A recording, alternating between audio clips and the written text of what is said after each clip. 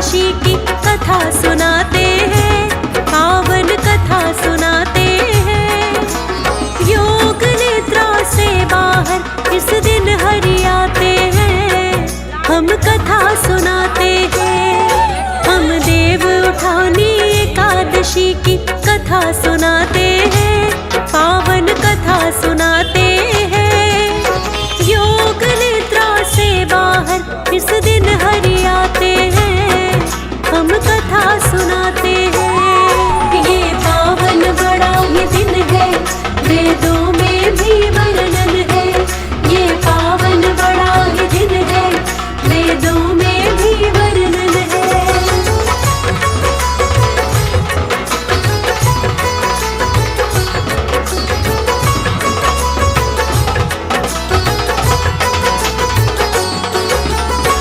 प्रिय भक्तजनों, आज हम आपको देव उठावनी एकादशी की कथा सुनाएंगे, जिसे देव प्रबोधिनी एकादशी के नाम से भी जाना जाता है।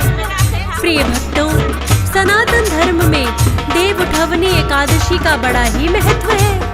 कहते हैं इस दिन श्री हरि विष्णु योग निद्रा से जाग जाते हैं और शालिग्राम के रूप में माता तुलसी से विवाह रचाते हैं। आज के दिन शालिग्राम और तुलसी जी का विवाह कराने वाले भक्तों की श्री हरि विष्णु हर मनोकामना पूर्ण करते हैं। प्रिय भक्तों, भगवान विष्णु किस प्रकार शालिग्राम बन गए और तुलसी जी से इनका विवाह कैसे हुआ, इस कथा के माध्यम से हम बताने की चेष्टा करेंगे।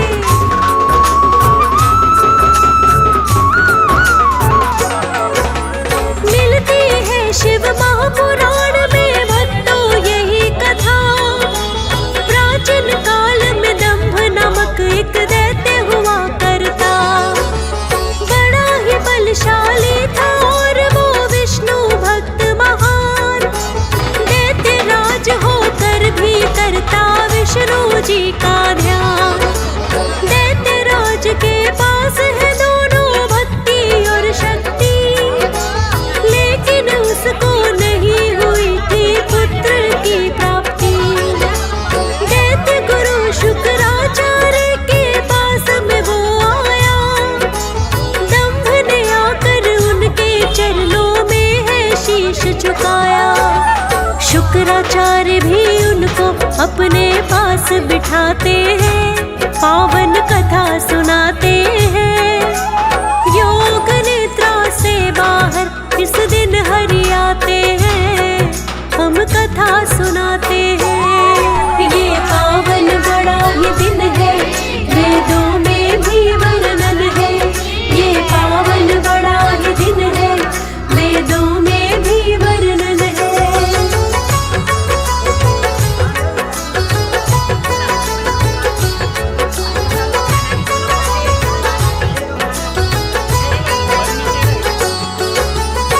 प्रिय भक्तजनों, दैत्यराज दंभ ने गुरु शुक्राचार्य के चरणों में प्रणाम किया।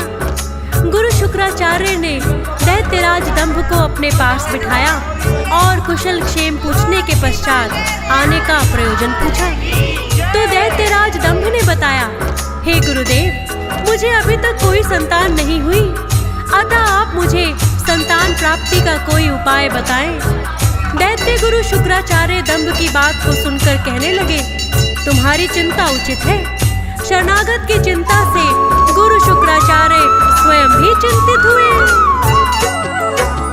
शुक्राचार्य भी हो गए चिंतित दंभ की बात को सुनकर। दिया उन्होंने दंभ को फिर तो श्री कृष्ण का मंत्र और कहा कि कृष्ण मंत्र की तुम करो साधना, पूर्ण होगी अवश्य ही फिर जो है मनोकामना। कृष्ण मंत्र लेकर के वो सरोवर पुष्कर आया। मंत्र के द्वारा दंभ ने विष्णु जी का ध्यान लगाया, क्योंकि पुत्र प्राप्ति की ही मन में इच्छा थी। बड़ी ही घोर तपस्या फिर तो दैत्यराज ने की। विष्णु जी भी फिर उनसे प्रसन्न हो जाते हैं, पावन कथा सुनाते हैं।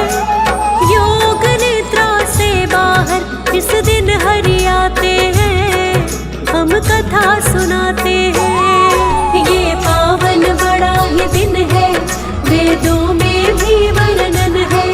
ये पावन बड़ा ही दिन है, वेदों में भी वर्णन है।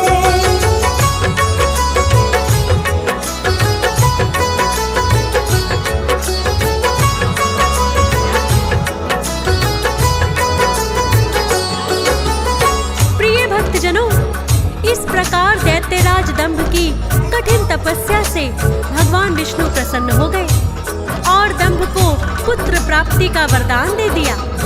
भगवान विष्णु के वरदान से दैत्यराज दंभ के यहाँ पुत्र ने जन्म लिया।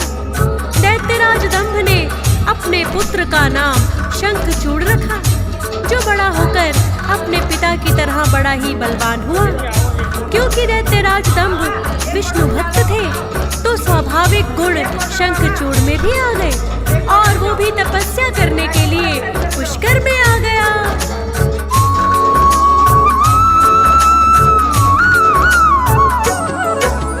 पैतृक गुणों को शंखचूड़ ने भी तो पाया है, करने तपस्या वो भी फिर पुष्कर में आया है। शंखचूड़ तो ब्रह्मा जी के तप में लीन हुआ, पिता दंभ ने कृष्ण कवच भी उसको दे दिया। अनेकों ही वर्षों तक उसने घोर तपस्या की, ब्रह्मा जी भी प्रसन्न हो गए देख उनकी भक्ति।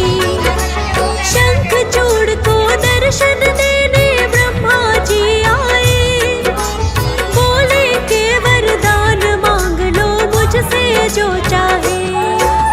मुँह मांगा वर शंखचूड़ तुम्हें देना चाहते हैं, पावन कथा सुनाते हैं। योग निद्रा से बाहर इस दिन हरि आते हैं, हम कथा सुनाते हैं। ये पावन बड़ा ही दिन है, वेदों में भी वर्णन है। ये पावन बड़ा ही दिन है, वेदों में भी वर्णन है।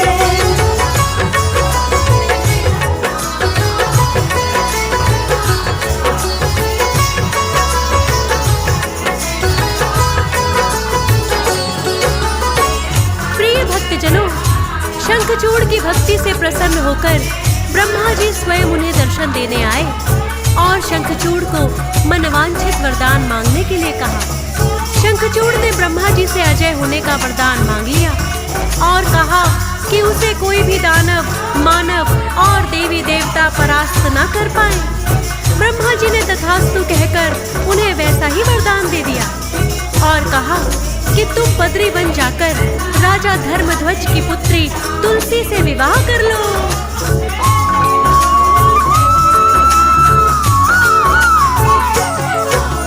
ब्रह्मा जी ने शंखचूड़ को जैसा बताया है, शंखचूड़ ने तुलसी के संग विवाह रचाया है। ब्रह्मा जी ने क्योंकि उसको दे दिया था वरदान, जिसके कारण शंखचूड़ अति हो गया है बलवान। तीन लोक पर उसने है अधिकार जमाना चाहा, करके युद्ध देवों से उसने स्वर्ग को भी हथियाया। यक्ष गंधर्व नाग और किन्नर उससे जीत न पाए। शंखचूड़ की शक्ति से है तीन लोक घबराए। ब्रह्मा जी की शरण में सभी देवता आते हैं, पावन कथा सुनाते हैं। योग निद्रा से बाहर इस दिन हरि आते हैं, हम कथा सुनाते हैं। ये पावन बड़ा ही दिन है, वेदों में भी वर्णन है। ये पावन बड़ा ही दिन है, वेदों में भी वर्णन है।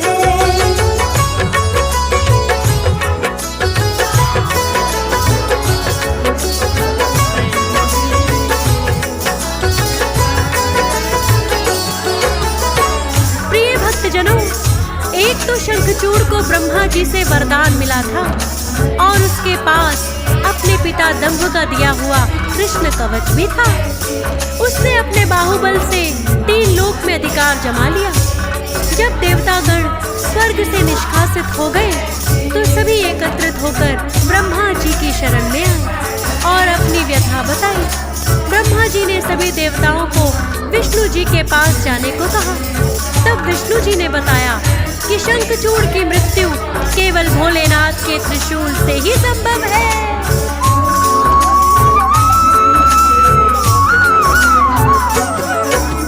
भोलेनाथ से आकर सब देवों ने करी पुकार, आप मिटाओ भोले शंखचूड़ के अत्याचार। भोलेनाथ ने इंद्रदेव को दिया ये आश्वासन, अति शीघ्र ही मिल जाएगा स्वर्ग का तुम्हें सिंहासन। चित्ररथ नामक एक गण को भोलेनाथ ने बुलाया और संदेशा शंखचूड़ को उनसे ही भिजवाया।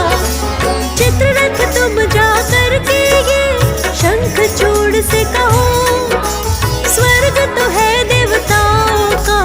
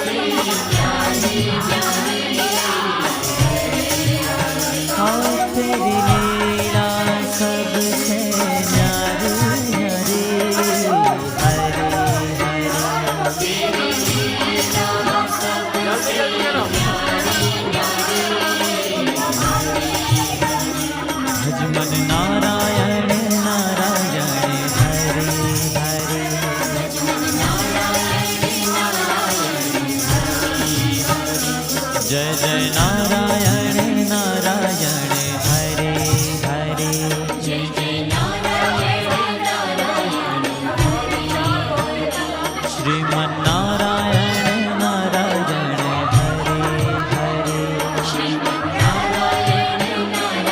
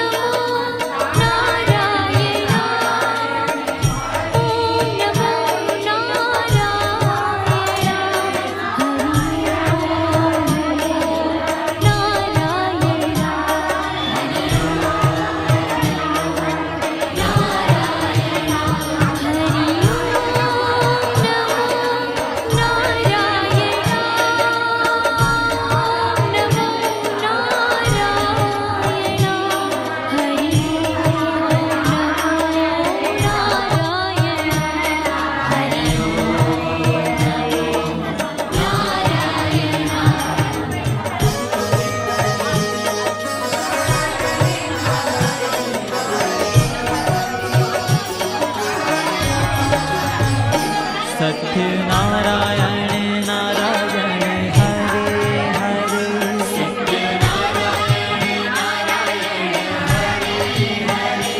जपो नारायण नारायण हरे हरे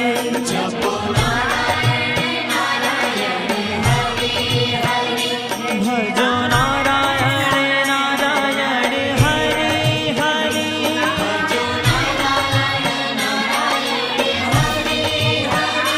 जय जय नारायण नारायण हरे हरे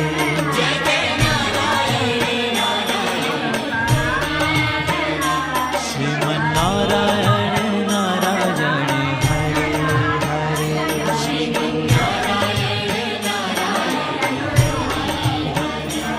तेरी लीला सबसे न्यारी न्यारी हरे हरे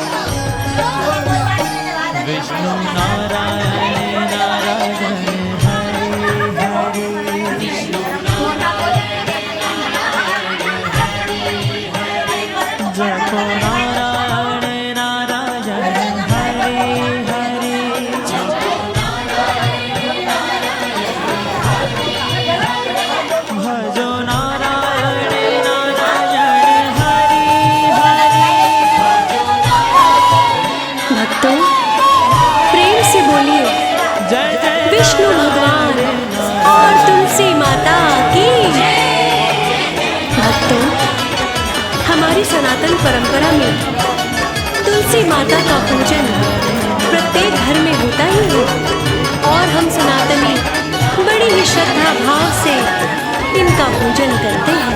कार्तिक मास में देव उठवनी एकादशी को तुलसी जी का विवाह विष्णु भगवान के एक स्वरूप शालिग्राम जी के साथ बड़ी ही धूमधाम से मनाया जाता है।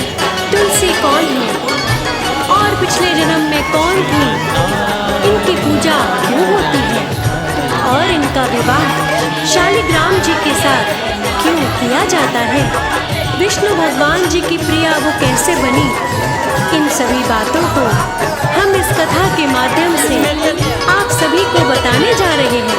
प्रेम से सुनिए। बोलिए विष्णु प्रिया तुलसी माता